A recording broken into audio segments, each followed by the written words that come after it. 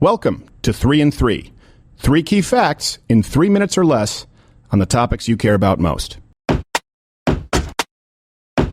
The history of slavery. Key fact number 1. The Founding Fathers' views regarding and their conflict with the institution of slavery.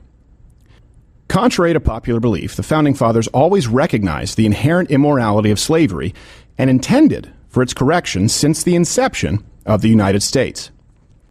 For example, during the Revolutionary War, George Washington wrote in a letter to Robert Morris, "I can only say that there is not a man living who wishes more sincerely than I do to see a plan adopted for the abolition of slavery. But there is only one proper and effectual mode by which it can be accomplished, and that is by legislative authority. And this, as far as my suffrage will go, shall never be wanting." In other words, George Washington would do anything in his power to make that happen. In another example, at the 1787 Federal Convention, George Mason proclaimed, "Every master of slaves is born a petty tyrant. They bring the judgment of heaven on a country. As nations cannot be rewarded or punished in the next world, they must be in this."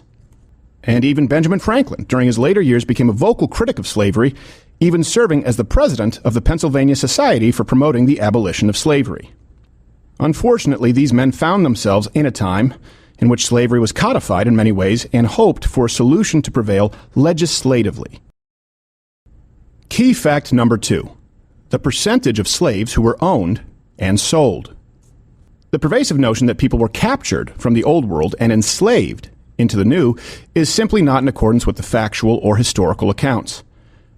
According to researchers at Boston University, at least 90% of slaves shipped to the New World were in fact captured and sold by African slave traders. Before the arrival of Europeans, Africans had already enslaved and traded approximately 11 million slaves to the Islamic world alone. Key fact number 3. Slavery is not an issue of the past. According to the nonprofit organization Anti-Slavery International, there are still roughly 50 million people held in slavery today, the highest total number in recorded human history. Furthermore, a quarter of all slaves are in fact children, including nearly 9 million children in forced marriages. Far from an issue of the distant past, as believed by many of those in the modern Western world, slavery is still a widespread practice and a very real oppression that more people than ever still face today.